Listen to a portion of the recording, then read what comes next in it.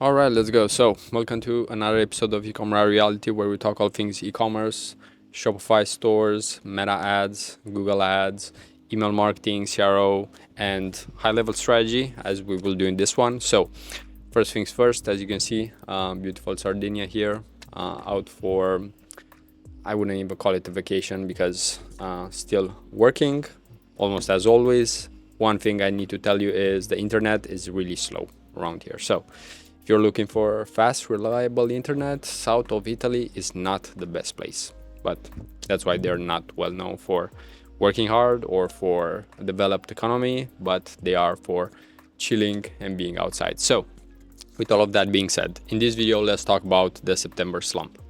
Because right now we are in September, to be more exact, September 11th here.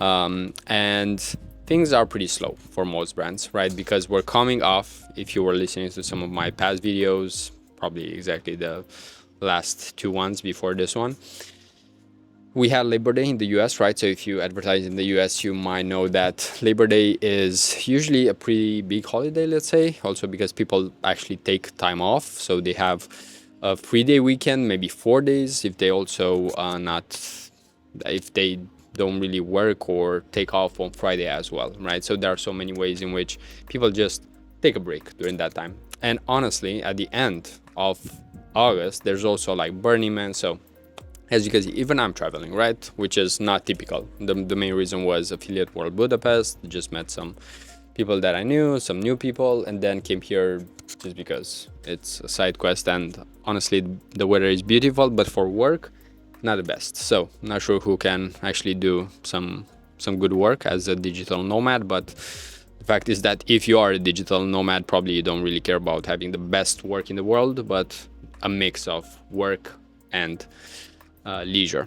So with that being said, let's talk about the slump in September, because post-sale in Labor Day, there's not much, I would say actually disposable income for people to buy, right? Because you buy when you have money, right? And because most people know we'll have, let's say even Halloween, but to be honest, Black Friday, Christmas, then January, right? I mean, even in January, probably you have, let's say, either fitness things or goals that you want, or you might just want to start like a new thing, right? Because it's the new year, new me thing. So all of this basically makes September slower. And October isn't that great either. And actually, one way to actually know this is by looking at what Amazon is doing. Because if Amazon is doing a sale, Prime Day, they'll have in October the Prime Day sale again. It's the second time during this year. I'm not sure if it's the third, I guess just the second, but they're doing it twice. Initially, they started once, right? And now it's twice. It's just like having Black Friday and then Cyber Monday, or imagine if you had like two Black Fridays during 1 year, right? So that would actually dilute some of its, I would say, impact and importance, right? Because if you have something way too often, you just don't appreciate it. If you get $1 million every day, you won't appreciate it as much as if you'd have to work 10 years for that $1 million, right? So basic human psychology here, if you think of contrast, right? So with that being said, what's happening? September slump. What we can do about it? So in terms of what we can do about it, what I would say is that there are a couple of things you can do for sure, but I actually need to turn off the lights here. They are still turned on from last night, but not to get sidetracked. So what we can do? Well, this is what I'm doing and even talking with the brands that I work with, right? Because I manage primarily their paid ads, email, at times it depends if it's required or not, because if I don't see the value in us actually doing that for them, then wouldn't really do it. So overall, some of the things that you can do during this time is strategize. That's almost always a good thing, because you need to think, all right, this is a slump, right? But at the same time, I still need to invest in getting my brand out there in order for people to buy in November and December. And I know sometimes this might seem counterproductive or not really a good thing to advertise, even if you're kind of losing money. But let me give a comparison here. It would be just like you or me being a content creator, right? And you create content now in September and in October, right? And the thing is that if you want to sell something in November, or if you want to make more money in November, December, right? As a creator, either affiliate, stuff that you have in your links, either from views, or let's say you just sell some kind of product. If you would start making videos in November, do you think that you would make as much money as you would if you would start making videos 2 months prior, right? 60 days before. Because think of it like this. If you're not doing this, someone else is, and someone will take your attention during those 60 days, right? So this is just sound logic, right? I'm not even trying hard to here to come with anything amazing, right? Because yeah, it's about keeping things simple. If you advertise, if you get in front of people, you will get more visibility for your brand, but not everyone will buy right away, right? Even myself, like, I like a good deal. I like to buy protein powder, supplements, and so on, among other things. And I will always buy when there is a good offer, when there is a good value for the price that I pay, right? And that doesn't happen all the time because, of course, not everyone has discounts all the time. For example, one brand that I'm buying from many times here in Europe is My Protein. So I know already their discounts to some extent. I know their maximum.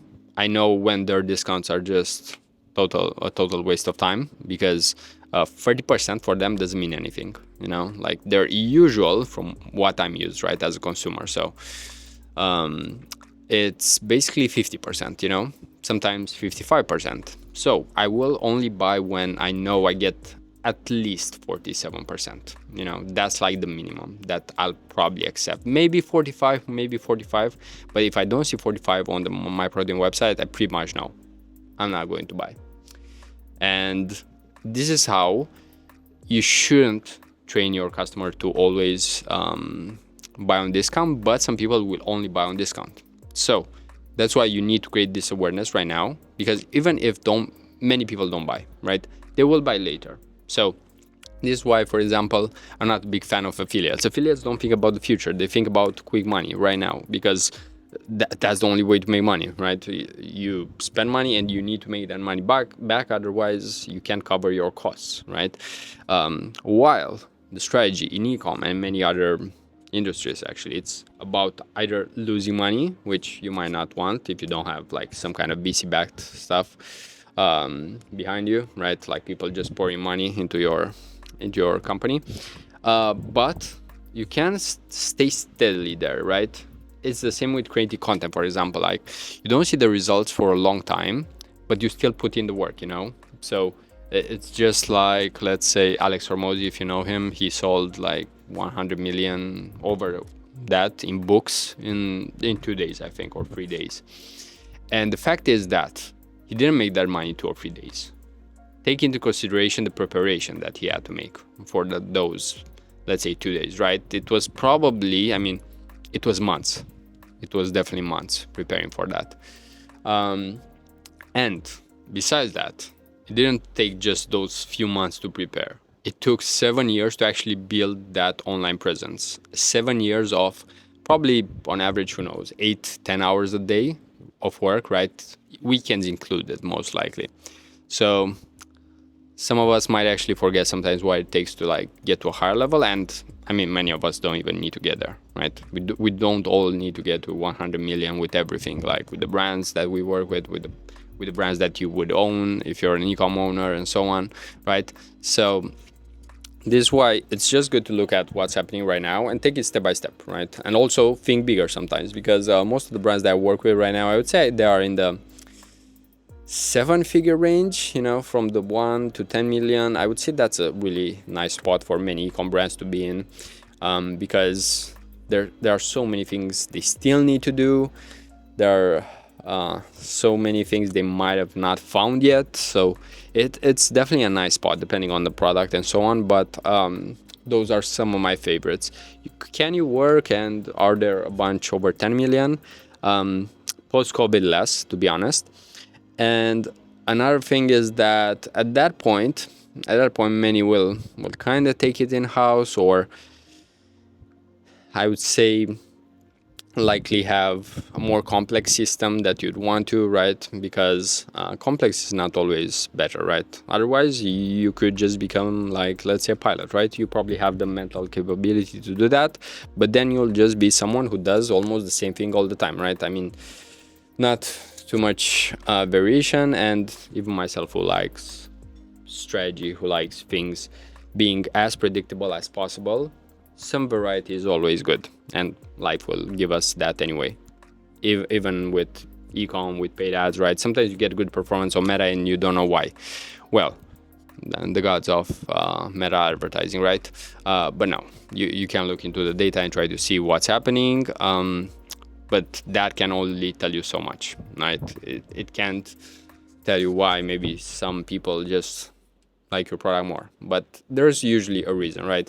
The fact that maybe they have a more abundant mindset, right? And so many things.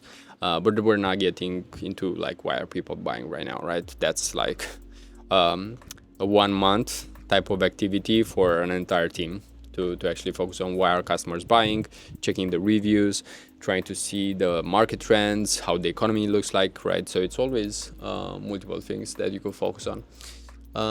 Anyway, seeing some people around here, not bad. Yeah, I would say this is kind of an old town and all of that. So nice to see some younger people, some tourists around here.